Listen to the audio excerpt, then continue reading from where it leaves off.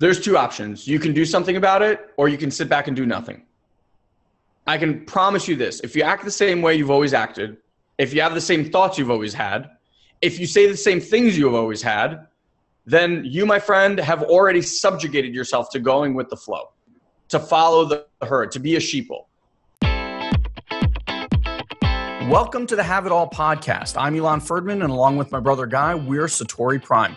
We've spent the last 16 years on a quest of mastery, and not just in business, all areas. Mastery of our finances, our bodies, our relationships, and most importantly, our minds. You see, while most people fantasize about their dream life, we went out and created it. And you bet we learned a few things along the way. So if you want to gain new skills and tools that will help you achieve the life of your dreams, well, you've come to the right place. So get ready to have your mind expanded. Implement what you learn here today, and you'll start living the life of your dreams instead of just, well, dreaming about it. So are you ready to have it all? Let's go.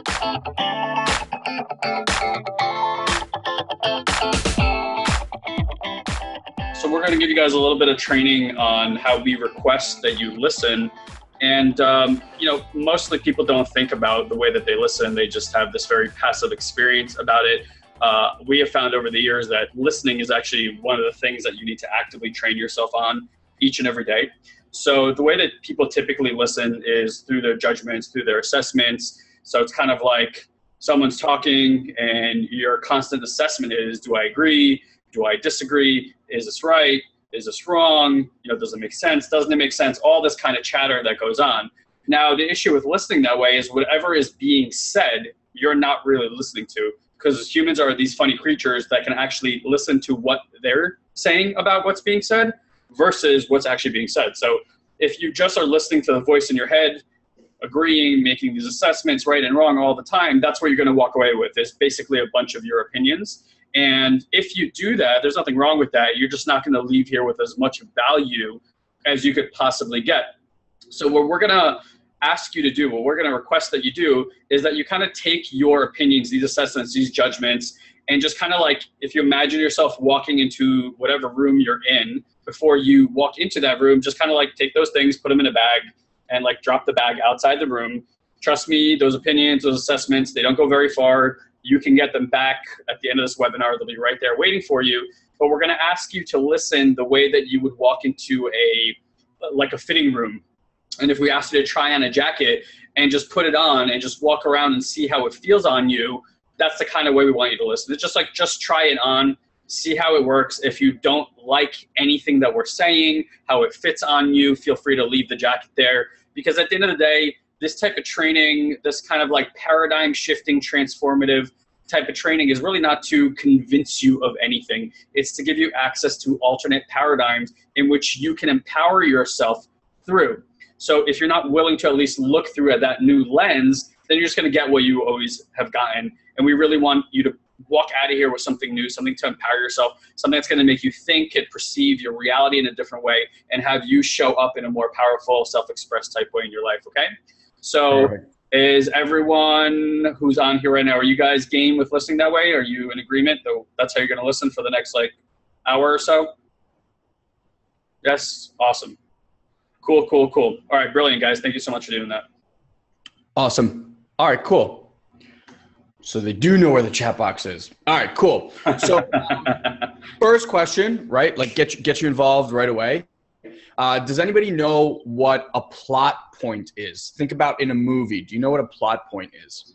Bro, do you want me to type it out or handwrite? I guess if I handwrite it. I think you're handwriting. Just what comes to mind if you have some things. Not like it's not mandatory. Just okay. If you feel the need. All right, I think it's fun when you draw stuff out. All right, so plot point. The definition of a plot point is it's a significant event within a plot that spins the action around in another direction. So said another way, similarly in life, when something happens to you that causes a massive shift in you, and that shift basically creates a desire for you to change. So I'll give you some examples. It could be hitting a tree with your car or getting in a car accident, going through a divorce, being diagnosed with cancer, right? All of these things cause a massive shift. So, well, what I'd like to start today is by giving you a bit of background on the story of our plot point. I'd actually like Guy to kind of tell you a little bit about the journey. Bro, do you mind sharing the story of, if you could do it quickly, I guess in like, 2-3 minutes or so, about how we ended up starting this journey, or how you kind of took our family down this journey, where you were at specifically. Oh, developmentally, you mean? Yeah, I remember the story of when you blacked out and passed out. That was kind of your plot point, right? Yeah. So without getting into the nitty gritty, getting all emotional and tearing up on you guys, the basis of what led me to do developmental work is from about 12 years old, starting to feel that way. But from about 12 to 19, I dealt with depression, with anger, with suicide, a lot of different things like that. When I was 19 years old, and there was a point where it had gotten into like the family ether that I was dealing with this at a pretty significant level. And my conversation for getting help at the time was I didn't really want it.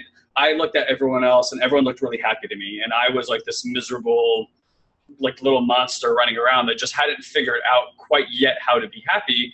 And that was just my perception of reality at the time. And for whatever reason, when this kind of came to the surface in the family and I got offered any kind of support or help, I declined it because I felt stupid, like not being able to figure this out on my own. So I constantly declined any kind of help. But I was 19 years old. It was my sophomore year of college. And just because of the way that I was, circumstances were always like difficult for me. Everything was painful, difficult. I was always kind of the victim. And I came home to spend a month and kind of alleviate some of the stress of college. And I was having a conversation with my parents. And during that conversation, I actually blacked out, like just clicked off and fell to the ground. And my parents were obviously concerned, as parents would be. And I wasn't like, it scared me, not to the level that I was like concerned for my life. But I remember they sent me to the doctor. I got an EKG and an echocardiogram. For those that don't know, it's like a heart thing where they check, if you're on rhythm. Anyway, it doesn't matter. And everything came back positive. And I knew that it would, because I knew that nothing was wrong physically, but up here was an absolute disaster. And I knew that what had happened was there was a literally so much stress within my body that my body's like needed a moment to like reset. But that did scare me straight. Like that was the first time I was like, whoa, this stuff is like physically showing up. This is not just in my head. Like my body is literally responding to it. And a year before that, I had heard about a program that a family friend had done, and I didn't really know much about it. I heard it was like life tools. That sounded really hokey to me and kind of stupid. But I heard that it had helped this gentleman with his relationship with his daughter, and that's all I knew about it.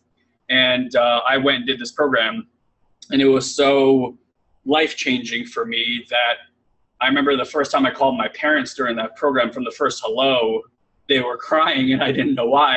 Same here. What? Same here. Yeah, same with Ilan.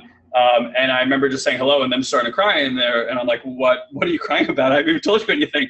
And they said, we can already hear in your voice that something has shifted.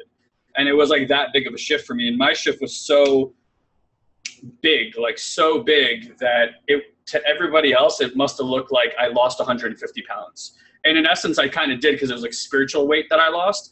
But I was such a different human being after that experience, and I literally have not been the same since, that I immediately knew if somebody like me who was going through that, somebody who's like slept with bedrock, had given up on their life, had a countdown clock in their head, to shifting to like joyful and experiencing the magic and serendipity of life. If I could experience that, then this was really available to anybody, right? And it happened in a moment. In a moment, yeah. Yeah. Really, in a moment of realization, I went from being completely convinced the way that life was, the way reality was, to having a completely different context and showing up in a completely new way.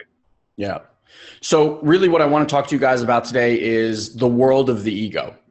And Guy, at that time, for about 7 years that I can remember, was super depressed, suicidal. I found out much later. I didn't know that at the time. Just went to a really dark place. And it's all because the snap happened when he understood how to relate to his ego in a very different way. And so today's conversation, the things I want to share with you are all about making that separation between you and ego. understanding what the ego has been doing and how it's been, for lack of a better term, controlling your life up until today, and give you a sense of what it looks like to be on the other side of that. That's about as far as we're going to get to today. And then as we keep building on these, our intention is to do these weekly, is we're going to give you, start to drip in different tools. But I want to give you an idea of kind of the work that we do and why this is so important. Because look, the world of the ego is a world of constant agony and suffering. In other words, to the ego, you can give it a new car, you can buy it a new house, you can buy it a whole bunch of toys, take it on vacation, get it drunk, give it sex, and then you wake up in the next morning and it like pins a list again right to your forehead, and it's like, it doesn't matter what you give it. It feels insecure or not worth it or not good enough. And it's like, hey, sucker, get me this, get me that, buy me this, buy me that, go here, go there. Bottom line is your ego is not your best friend. I mean, far from it. Now, some people think that it is their best friend, or it is them even, because you hear it talking to you all day long. It gives you opinions about this, about that, about him, about her. This is good, this is bad, don't do this, do that, this is scary, run away. Just on and on and on. And when Guy said that he passed out, it's because that stuff just got so loud and so crazy that the system just shut off. Mm-hmm. The system literally just shut off. So our take on life is that unless you learn how to create a new relationship with your ego, you're doomed. I mean, doomed, like at best, to a pretty mediocre existence. Okay? And we all have negative experiences. Like if you're a human being and you're breathing, you have negative experiences. But if you want to know what negative experiences really boil down to, this is a very simple way to remember this, and you can write this down. A negative experience is simply this. It's a contradiction to the ego's opinion. I'll say it again. A negative experience is simply a contradiction to the ego's opinion. So I'll give you a few examples. Ego believes that you should have a pain-free existence. You fall off a ladder, or you do whatever, you break your arm. Contradiction. Doesn't match with reality. Ego believes you should have abundance, ease around money. You get laid off. Contradiction. Ego believes that you should have peace and love in all of your relationships. Your spouse and kids drive you absolutely bananas. Contradiction. Ego believes that you should be cozy and warm. Then there's a blizzard. Contradiction. You get the point? So here's the major takeaway I want for you guys to grab right now. And this is really, really important. So again, you may want to write this down. All emotional pain is self-inflicted. I'm going to say that again. All emotional pain is self-inflicted. Now, I know that's probably not an easy thing to hear because you've gone through pain. You've probably had, crazy experiences in your life. But the ego is what makes you feel the pain. It's your reaction to the circumstance that has you feel that pain. So while it might not be easy to hear this, it's actually really, really great news, because once you know and understand this, that's when you can start to heal. And I mean heal quickly. Like Guy said, he didn't have to go through a long 7-year process to get out of the 7-year process that he went through. It literally happened in an instant. I mean, he can tell you the long version of the story, but it was like he was walking down the stairs and he actually remembers the moment that his heel touched the ground and his whole life changed. Okay? Because there's that disconnect, and that's really what we're looking for. So for Guy and I, living a life that's driven by ego, in our opinion, and I'm not saying this is true, you can kind of, make your own opinions on this, but a life driven by the ego is not a life worth living. So I didn't ask this of Guy, but I mean, he can chime in, and I'm sure you'd agree with me that you'd rather live even a week or two self-actualized, like a self-actualized adult, than live 80 years at the constant beck and call of the ego, right? Without a doubt. Yeah. And just like even to take it a step further, I remember coming out of Vipassana in November I think I experienced like love and happiness and purity in a way that I had never experienced it before. And I remember thinking in that exact moment, like if like a moment of this is worth a lifetime, like it is bigger than a lifetime of pain and like suffering and all that stuff. Like I even made a video. I said, if I die today or in 600 years from now, know that I died happy because I got to experience that singularity of moment that was like that. Yeah. And that's what this work is all about. That's what this journey is all about. So what you need to understand is that 97%, if not more, of human beings live their entire life unaware that there's an ego running the show for them.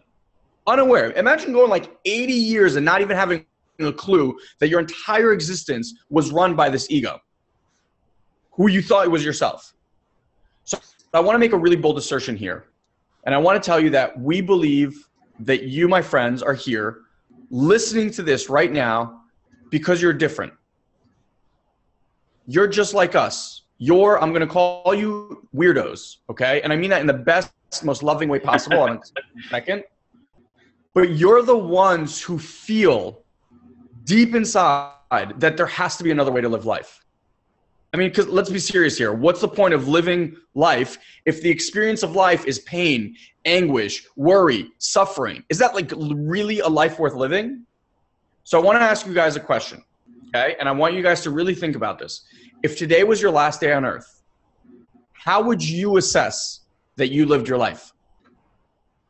If you really looked within and assessed, what would you say you've done so far? Have you been there present? Have you been at the controls directing and designing your life?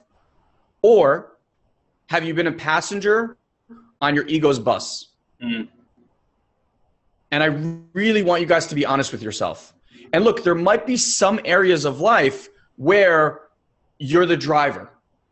And there might be other areas of life where you're clearly the passenger, okay? And that's really important to understand too.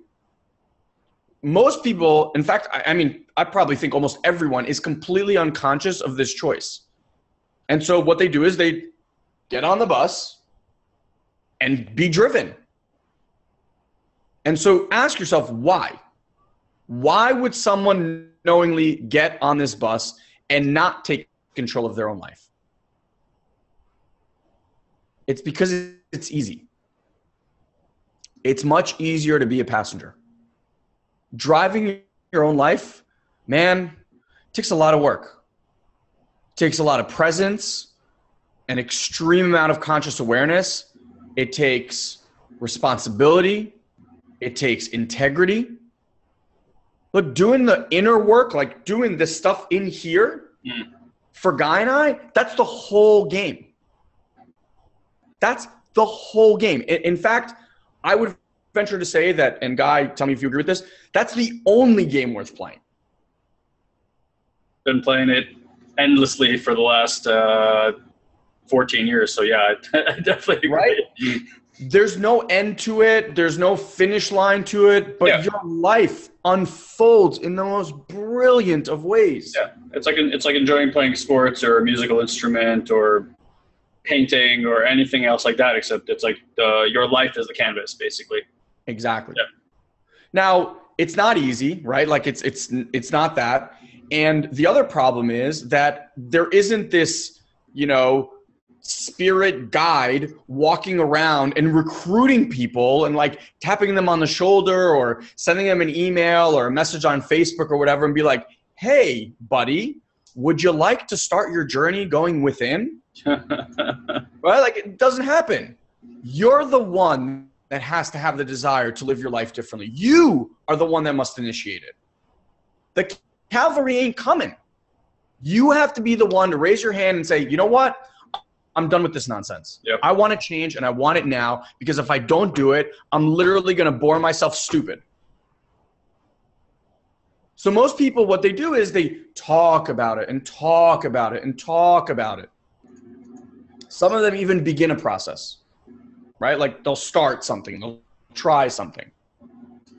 But statistically, whether it's spiritual work, whether it's working out, whether it's starting a business, statistically, most of you will never follow through. And you want to know why? It's not even your fault. The ego is lazy. It's just flat out lazy. It gets comfortable. It likes where you're at. Why? Because it knows that it can survive this thing where you're at, even though it might be complete crap. It knows that we can survive this. And so it makes you lazy. But if you truly want to go inward and really start manifesting a huge, big beyond belief, a loving, abundant, incredibly, outrageously awesome life, your desire must be way, way stronger than your ego. Secondly, your word must be law. Your relationship to your word has to be absolute. Consistently. Yeah. And when it tapers and it's off, if you don't have the power to bring that back, you are screwed. And I'm going to explain to you why in a second. Yep. This stuff doesn't happen overnight. It doesn't happen by you listening to a 30-minute audio tape or being even on a webinar like this. It doesn't happen by you reading a book or watching a movie. If you want this type of life, it takes discipline. So I want to put you guys on the spot a little bit, okay? And I want you guys to choose right now whether this is a game that you want to play or not. And I'm going to ask you a few questions, okay? So ask yourself, am I serious? Am I truly committed to making this change in my life? And I want to just preface this, I don't care and I won't judge you either way. I'm clear that every single one of us is on a journey. I'm clear that every one of us is at different parts of that journey. And I'm clear that the people that are on the journey at the right time with us and resonate with us will continue down that path with us. And I'm also clear that those that aren't, nothing wrong. Like, you're perfect. You're exactly where you need to be. We're just not there right now with you. Got it?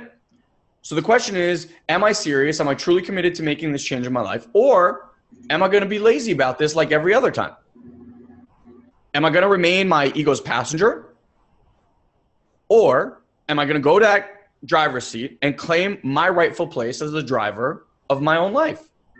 So I want to give you an example of how you teetering back and forth like this completely destroys your life. So how many of you, raise your hand or chime in the box, how many of you have wanted to or have started a meditation practice?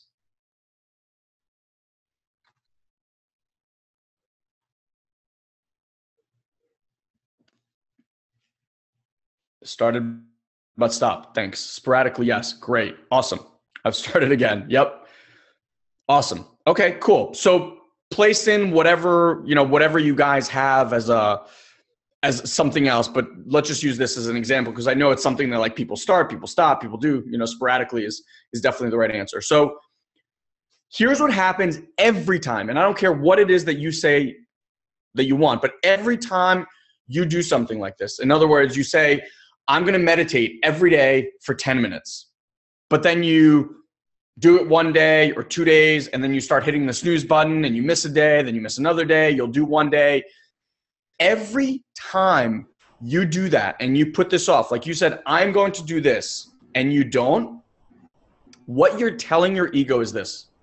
You know what, ego? I don't really care about this stuff. I mean, it sounds really good, but I'm really not that serious about it. And here's what the ego says. Great, let's skip it today.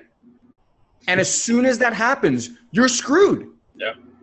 You're literally screwed, because what happens is you've basically programmed your ego and give them power. Every time you do this, about anything you said that you want, your ego gets stronger and stronger.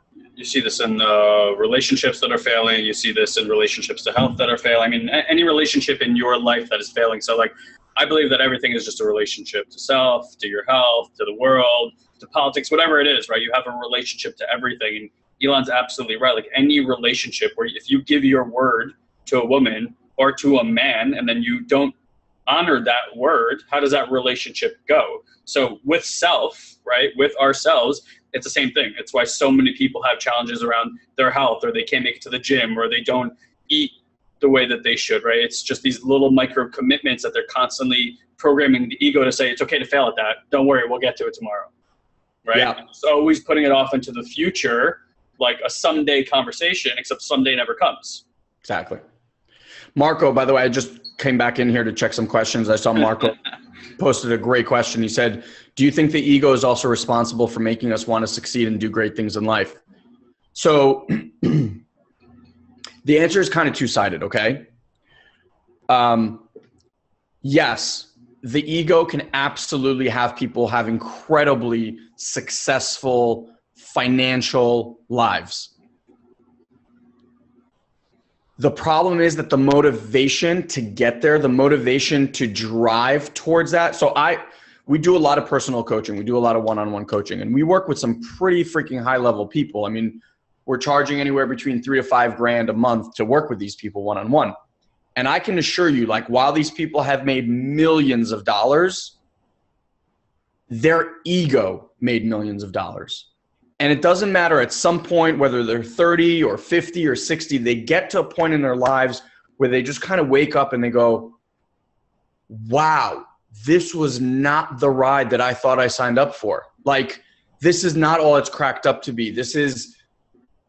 And they feel empty, and their relationships suck, and their health suffers, and all because what? The ego, somebody told the ego one time that you can't make it, you'll never make it, and then they go out there and like, I will fucking prove all of you wrong, and their entire existence, their entire energy, their entire everything has gone to proving someone wrong. Did they make a lot of money? Yes. They feel just as empty as when they didn't have the money. I was going to say, it's like, what is your definition of what success means? If it's a number in your bank account, then by many measures, the ego has made many people successful. If when you've gotten to a number, you're just at that number, and then the next thing is, all right, well, I got to consume more, I got to get more, I got to do more. Let's get to that next number, and there's zero satisfaction. And we hear this, by the way, all the time with successful people. Like, they make it to the promised land. We hear with celebrities all the time who say, like, I have all this money, and they still have all these issues. It's because, like, externally, they've taken care of everything that has to do with survival. They basically won the game. Yep. Right? That game is like victorious. Like, you can't do better. And they're just completely empty, and there's nothing, and they have yet to do the inner work, which is why I think you see so many celebrities turning to spiritual practices. You see a lot of celebrities like Kabbalah got kind of trendy and all these different things because they're looking in different places for answers that they thought they were going to get by having celebrityism and, making a lot of money that it just didn't solve. Yeah. So it can reach certain levels of income or money or whatever, success in that realm, but you do it for all the wrong reasons and it burns you out. And so even chasing that, it's just like the ego wanting, I want more, get me more shit, more stuff, more power, more this. And so you just have to analyze for yourself, is that what's driving you, right? So the point of all this is that if we're going to go on this journey together, if you're going to take this ride with SatoriPrime, I need you all, and I mean all, to take an oath right now. And I'm actually going to do an oath, okay? Because what I want you to do is I want you to be committed 100% to this process so that if you're not, just check out now. Don't give your ego more ammunition.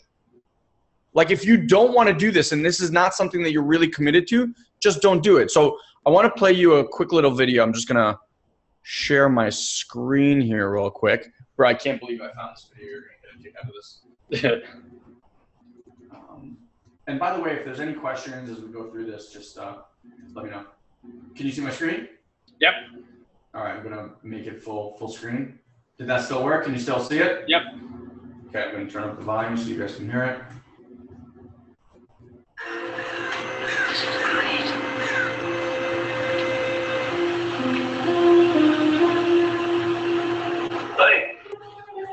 Oh, Mr. Miyagi, I forgot to give this back to you last night.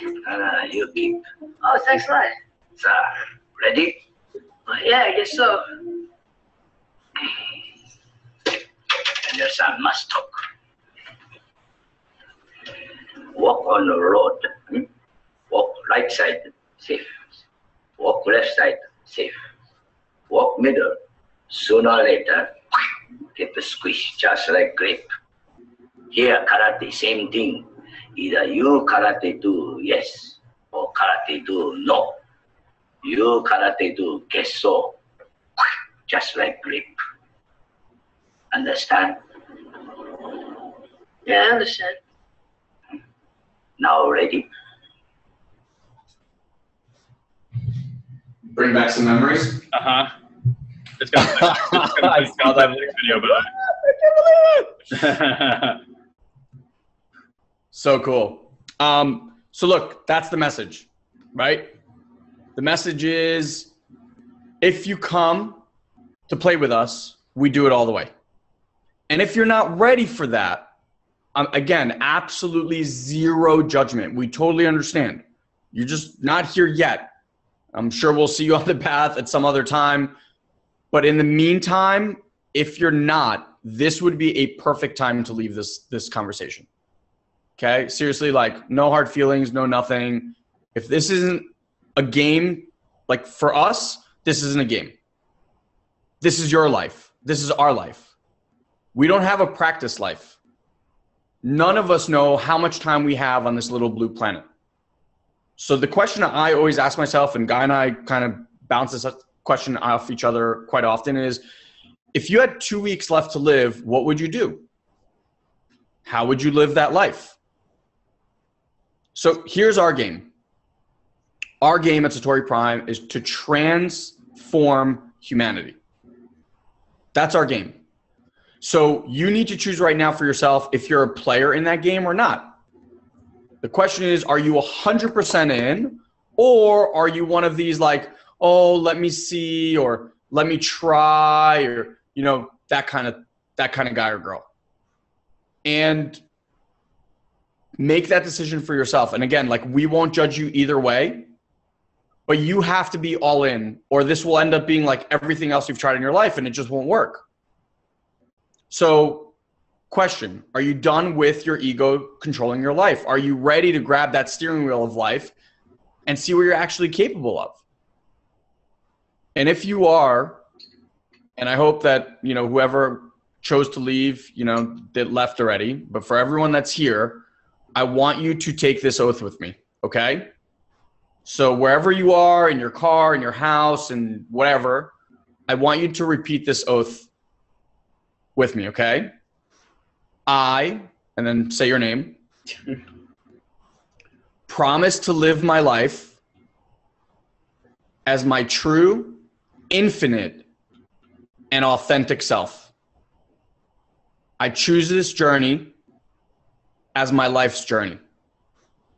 I'm 100% committed to the process. The ego may try to control and derail me from my path. I will not let it. I will remain strong. I will honor my word as thyself. I will be powerful, courageous, and bold. I will be me. I would have loved to be a fly in the wall in the people's houses that actually just sat there at the computer and just said no to themselves. Okay. So here's what I too want to be a fly on the wall. So here's what I'd love to hear from you guys. In a word or two, when you declare that to the universe and to yourself, how did that make you feel?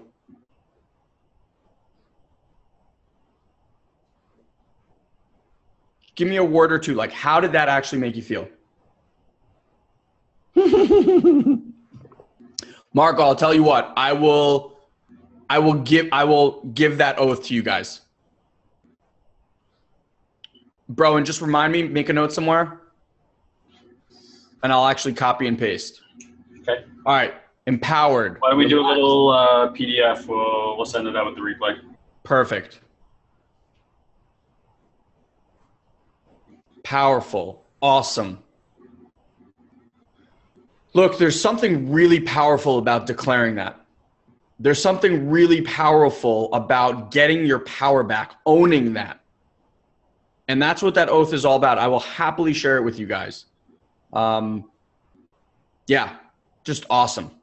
All right, so we're about to get down to business, but I just want to quickly explain to you the nature of the journey, or said another way, kind of the type of work that we're inviting you to come do with us in our community, okay? There's two different kind of tools that we share with you guys. The first are ones that work immediately, tools, distinctions that you can put into your life and they'll work immediately. The others, which I actually think are much more interesting, are the ones that work slower. These are the ones that work at the unconscious level. The unconscious ones are really, really awesome. What you just need to know about these tools is they're subtle.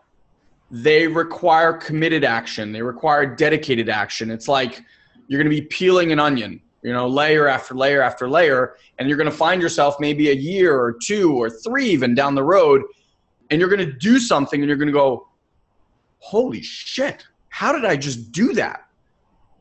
Because it's all this undercurrent work that you've done that's going to get you that result. But what I can assure you is that Guy and I have spent, Guy kind of shared before, we've had a combined probably 26 years of this work. We've spent near $750,000 between mentors, courses, books, seminars, gurus, this and that. And our search pretty much has been the search on what works and what works fast. So I promise you that the information that we share with you guys at the live event, in our group coaching, is stuff that we've tested, experientially tested, not just read in some fancy book or watching a video, like tested in our lives. And that's the only information that we share. Shit that we know work. And I want to add to that. So we don't believe, like I don't, I know Ilan doesn't either, believe in informational learning alone. Mm-hmm. We give you access to experiences and things that you can immediately put into practice, so that the things we talk about, even if you're having like, oh yeah, that makes a lot of sense. Aha, wow, what a different way of looking at this specific thing. Because most of the things you're stuck with, it's because you're stuck in the same paradigm for most, if not your entire life. The one paradigm that you viewed like relationships through, or that you looked at money through, or that you looked at your personal confidence through. And the moment that cracks open and there's a release in that story, and there's now space for you to start creating actively pursuing the creation process, not just being like an empty bystander, like Ilan said, being the passenger and being like, all right, yeah, whatever happens. No, like actively becoming part of that process. The moment you have that experience, then you get it into your bones, right? And what I'm talking about here is just like, it's just like if we sat here for the next 40 minutes and told you guys about a device that will make you travel faster, you're going to get on it. There's going to be these weird thing called pedals. There's going to be a thing called a handlebar, blah, blah, blah, right? And the intention is that you get to where you want to get to faster, that you get to your goal where you want to get to. Now, we could tell you about that bicycle, then name it, distinguish it, and you will understand it conceptually all the way. But the experience of actually having balance, which gives you access to ride that vehicle so that you can move faster, you need to get on the bike to have that experience. But the moment you have that experience, it's in your bones. You have that for the rest of your life. That can't be taken away. And we want to consistently give you access to those kind of experiences at every area of your life, so that you're having breakthroughs by accessing different levels of balance throughout your life. That's essentially what we teach. Well said. Yeah. I have this DJing tagline that you just reminded me of, which is I listen to shitty music so you don't have to. Yeah. I was just thinking, like, we do spirituality and personal growth. Like, we tried so many things so that other people don't have to try the shit. They can actually just focus on what actually works. Totally. That's, basically what we've done over the last, 14 years, let's say. All right. So real quick, I made a video. I posted it on Facebook Live earlier today. Did you guys see it? If not, I just want to kind of go over a little bit of what I shared in that video. I'm sure some of you did. Some of you probably did. Go over it, I should probably go over it. Okay. You can read it. Can't be bad. All right. So it was about kind of what I started this conversation with, is like knowing inside of you that there has to be some other way. There's got to be more to life than just this. So Stuart Wilde, who's an amazing author, calls us, and I'm collectively saying us, like all of us here, he calls us fringe dwellers. Some of you and some of us, like I know Guy and I, have been called weirdos, crazies. It's all pretty much the same. And when I say fringe dwellers, I don't really mean people who are anarchists or, trying to blow shit up. Not that. It's just people that are kind of on the edge of human evolution. Those of us that just have a knowing deep inside, whether we've done anything about it or not, doesn't make a difference. But we have a knowing that there must be another way to live life, a better, more joyful, loving, purposeful, graceful way to live life, right? So I have to be honest, when I first kind of heard this, I was pretty resistant to the whole idea. And you might be in that same space. So if you don't know, or like what I said doesn't resonate with you, I want to just give you a few examples so you kind of get like what I mean by fringe dweller, okay? So, I mean, for starters, for me, and maybe just most obvious, you're listening to us. And we don't typically attract the normals, We're weird, we're out there. So I'm just personally, I don't feel like it's weird. I feel like this is the new normal. Well, yeah, but the majority I know what you're saying. Normal out there is, for us it's normal, yeah. But we're like, it's normal to be weird, right? Yeah. So anyway, by the virtue of you being here, I think you're one of us. But there are millions of us out there. There's millions of weirdos out there. So we were told at various times, see if you fit into this, we were all told at various times to conform, to fit in. We were told that we had to wear a suit when we get, and drone off to work. We were told, and for whatever reason, it just didn't feel right. We see people in shitty relationships, just miserable, unhappy. And we're looking at them going, this can't really be all there is when it comes to love, right? And most important of all is that we believe that we have the power to create our lives and shape our own reality. Now, I'm not saying that you know exactly how to do that just yet. That's fine. Those are the tools we'll give you. But you have a deep knowing that your reality is shaped by you. In other words, like, put it very simply, if you have negative thoughts, your life will have negative outcomes. You have positive thoughts, positive outlook, your life will be positive.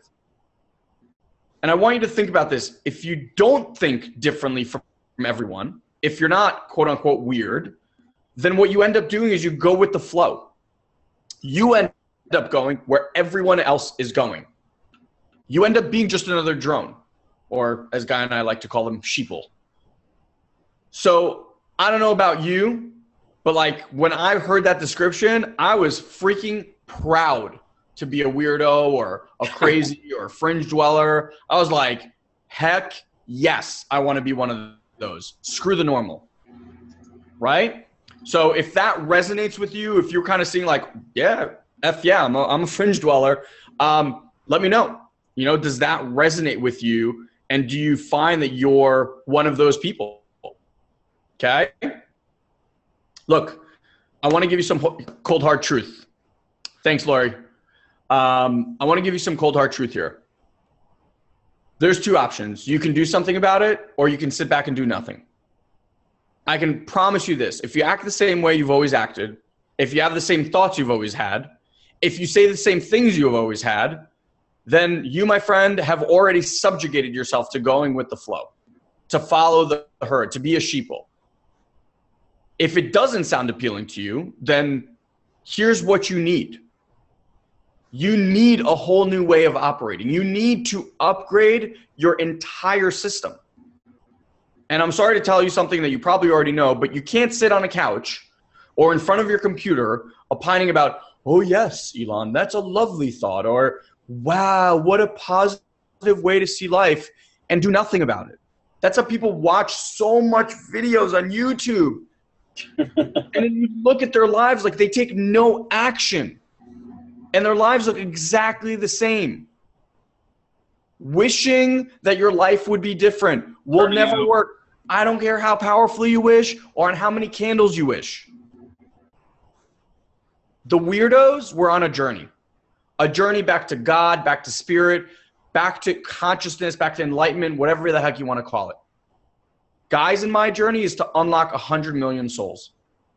Our goal is to unlock 100 million souls to live a life from their true, authentic self. And every single soul that is awakened, our belief is that the entire planet is changed. I don't know how many of you guys are aware of like the concept of a global consciousness, but the idea is that you're basically a part of a global consciousness. You can believe in it or you cannot. But the concept is that your journey is all of our journey. So kind of the way we see it is the least you can do as a soul, exactly, the butterfly effect, the least you can do as a soul is make an effort, take action, move forward, improve yourself every single day. Not the external, not the this, just be a better version of you every single day. Play that game. You can't create new energy or you can't go to new places in your life by hanging on to where you are now. If you want to flow down a river, you got to let go of the branches. You know, there's that story about the monkey who's like holding onto the banana and he can't get the banana. He can't get his hand through the bars and all he's got to do is let go of the banana. It's the same thing. You know, we're not really that much better. Now, on the other hand is, what you have to understand is that means facing insecurities, facing your fears, your limiting beliefs. You have to deal with that shit head on. And it's this journey isn't just rainbows, lollipops, right? In fact, I would say that sometimes really downright difficult. Sometimes you look at yourself in the mirror, you'll have an insight, you'll have a breakthrough, you'll have something, and you look and you're like, wow, I have been an asshole. But when you have these tools, it's different. It's not like you beat yourself up and do that kind of stuff. It's like, wow, I'm an asshole and I'm great. Right? Like, I'm the first to tell you, there are times in my life when I'm an asshole, but I'm also one of the most generous, unbelievably giving souls because I fucking care about humanity. So, I don't know, you can look in the mirror and go, well, I'm the world's greatest asshole. Because here's the thing, if you were perfect, if we all were perfect, we wouldn't be here. The whole point is that we come into this physical plane, our soul gets trapped in this body, we come into this physical plane to make corrections, to learn lessons at the soul level. Our soul predetermines where we come here. In what scenario, in what environment, in what location, with what parents and what friends and all this stuff so that we can learn. The problem that people have is that we have a delusion that our reality should look another way. It shouldn't. It should look exactly how it is because that's where the lessons are learned. We just have to accept that the struggle, the pain, even the assholeness is part of the damn experience. Look, spiritual growth is not comfortable. And it's definitely not convenient. Otherwise, I think everyone would be doing it, right?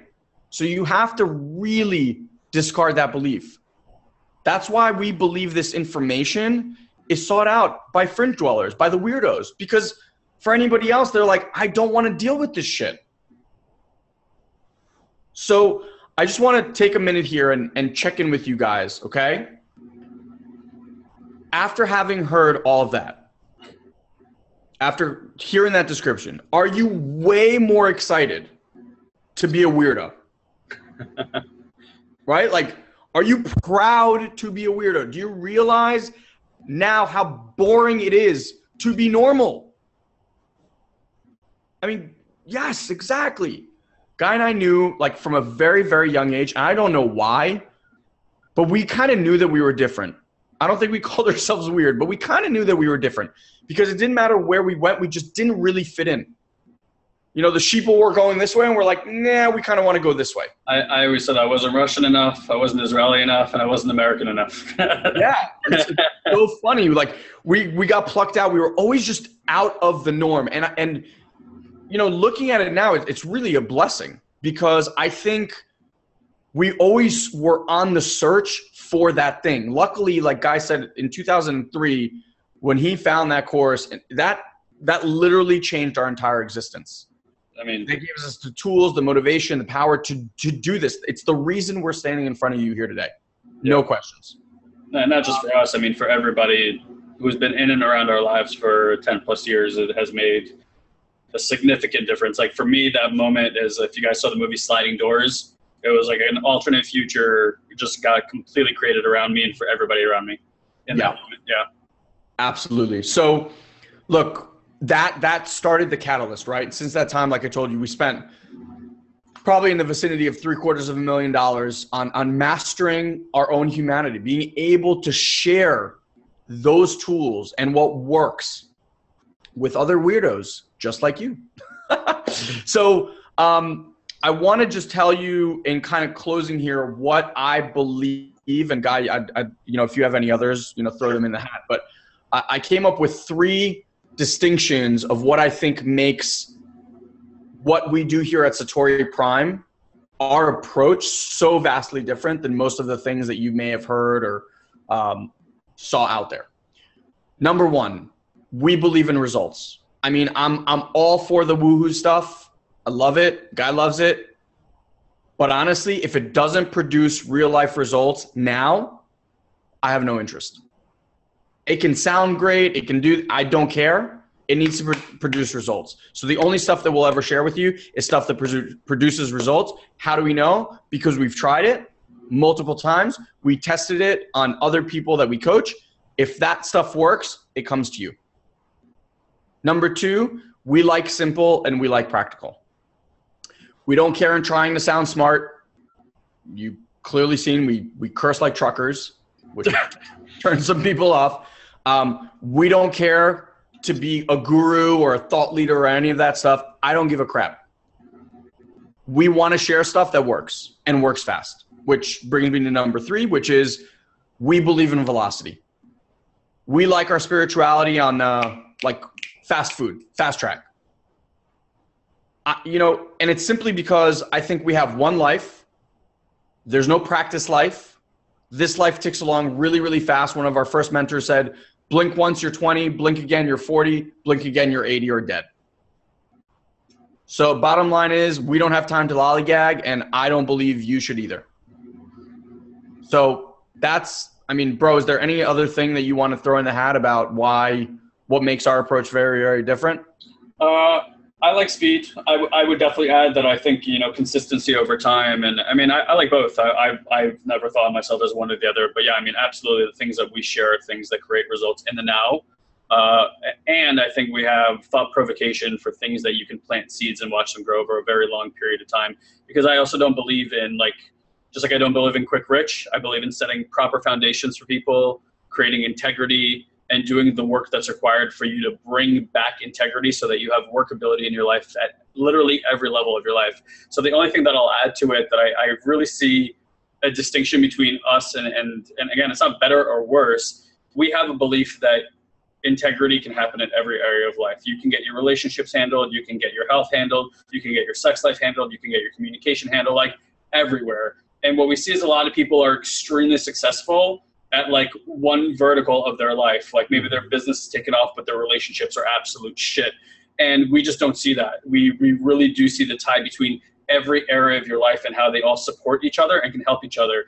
And I can't tell you how often we see that people's stagnation in their business is because their relationships are stagnant or because their health is stagnant. And the moment that you have a breakthrough in health, your business takes off. Or the moment you break through in a relationship, your business takes off and stuff like that. So that's kind of our approach. Yeah, for sure. And by the way, that's why we call everything that we're doing, or is that where you're going to go? You took the words literally out of your mouth. That's why we came up with this concept of having it all, because it's something that Ilan and I say consistently to one another. Like we'll get a result in an area of life that wasn't a 10, and we're like, that's it, having it all, like having it all, and constantly creating the context of we're not okay if it's like. And I'm not saying we suffer over it, right? There's a big difference between struggling to get somewhere and suffering to get somewhere. We don't believe in having to suffer to get anywhere. But you're going to have to go through some shit and take a good, hard look at yourself and get real honest about things that you may not want to get honest about, at least right now in the current context, because that wouldn't empower you to get honest the way that you know how to get honest. With the proper distinction, with the proper tools, putting integrity and getting super honest, but then also having a platform that doesn't put you into a state of guilt or to making yourself feel like shit, but instead you're like, wow, that's really access to something that I've never seen before. That's what we're talking about. Yeah, it's so funny. You literally took the words right out of my mouth. I will also say the reason that I really like the have it all concept is that have it all to Ilan means something different than have it all to Guy. Yep. Means something different than have it all to Ed or Andrea or Lori or Rakesh or JT. You know, like each one of you has have it all. What I like about have it all is we want to empower you to have your all, not my version of all, your version of all. And by the way, that's really important because our belief is that we want to empower you with tools and experiences, not so that you can find the truth, so that you can find your truth. We don't believe that there's like a singular truth out there that everybody has to abide by, and these are the rules, and let's get really dogmatic about it and all that kind of stuff. And if you've been part of that and that's given you service in your life, wonderful. But we want to give you experience that allow you to self-generate your own power and then create, again, paradigms and stories and things that when you look at it, they're your valid truth, and those empower you to move towards the things that really, really matter to you. Not because they matter to somebody else, but because they matter to you. So that's it, my friends. That's today's episode. I just want to thank you for being part of our Have It All family, and truly, truly thank you for listening to our podcast. If you'd like to help or give back in any way possible, the best way would be to share this or any other episode that you loved with your family, friends, or colleagues. And if you'd be so great as to just leave us a rating and a comment on either iTunes or Stitcher, whichever you use, that helps us tremendously. It only takes about 2 to 3 minutes of your time and would mean the world to us. Finally, I want to let you know that if you want to get even more exclusive content from Guy and I, just head over to SatoriPrime.com and make sure you join our mailing list. Now, I know what you might be thinking. God, not another mailing list. But I promise you, you'll only get an email or two from us per week, and it will always have amazing videos and articles that I'm sure you're going to love. Promise. So until next time, you can join our ongoing conversation at the Have It All Facebook group, where you can let us know how we're doing and what we can do to improve. Love you all, and we'll see you on the next Have It All podcast. Have an amazing, amazing day, my friends.